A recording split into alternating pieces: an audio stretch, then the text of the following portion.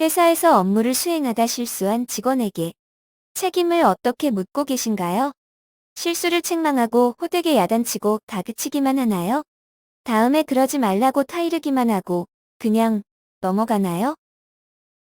혹시 업무 도중 실수로 회사에 금전적 손해를 끼친 직원에게는 어떻게 하시나요? 시스템이 갖추어진 대규모의 회사라면 절차대로 처리하겠지만 규모가 작은 소규모 사업장에서 이럴 땐 참 난감하죠? 열심히 일해보려고 한 직원인데 실수로 손해를 입혔다고 나가라고 하기엔 세상이 참 야박하죠. 그렇다고 단순히 책망만 하고 넘어가기엔 또 같은 실수를 반복할까봐 불안하시죠? 크고 작은 스타트업들이 많이 분포해 있는 실리콘밸리의 한 기업은 책임을 묻는 방식이 독특하다고 합니다.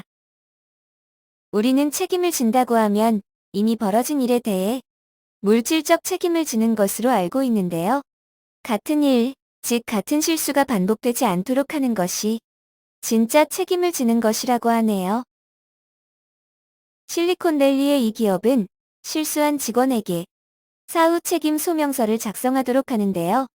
사후 책임 소명서에는 문제에 대한 요약, 문제의 발생 시점, 문제가 발생한 것을 알게 된 시점, 문제를 어떻게 멈추게 했는지, 앞으로 이런 일이 또 발생하지 않으려면 어떻게 해야 하는지 등을 상세히 적는다고 하네요. 여기에서 문제의 근본 원인을 발견하는 가장 쉬운 방법은 지난번에 살펴봤던 문제 해결법인 5Y 기법을 활용해서 왜를 반복해서 물어보는 것입니다.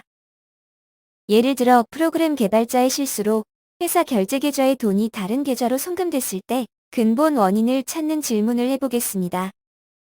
왜 결제 계좌의 돈이 다른 계좌로 송금됐나요? A 코드를 건드리면 다른 계좌로 송금된다는 사실을 몰랐습니다. 왜 A 코드를 건드렸나요? 그 사실이 적혀 있는 매뉴얼을 읽지 않았습니다. 왜 매뉴얼을 읽지 않았나요? 매뉴얼이 복잡해서 눈에 들어오지 않았습니다. 이로써 직원이 실수한 근본 원인을 찾았습니다. 매뉴얼이 복잡해서 꼼꼼히 읽지 않고 작업을 진행한 것이 실수의 근본 원인이었습니다. 근본 원인을 찾은 후에는 앞으로 이런 일이 또 발생하지 않으려면 어떻게 해야 하는지 실행 계획을 작성합니다. 그리고 매뉴얼에서 A 코드를 건드리면 안 된다는 주요 사항을 눈에 띄게 수정합니다. 그 다음 이러한 내용이 포함된 사후 책임 소명서를 전 직원에게 공유합니다. 단, 이때 실수한 직원을 아무도 비난하지 않는다는 산의 규칙이 있어야 합니다.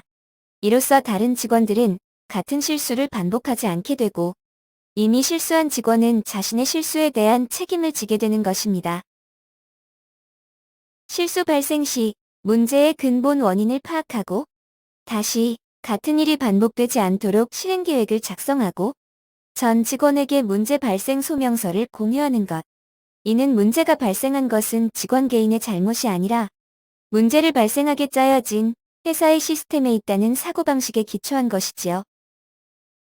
혹시 이렇게 책임지는 방식이 우리 기업의 정서와 맞지 않나요?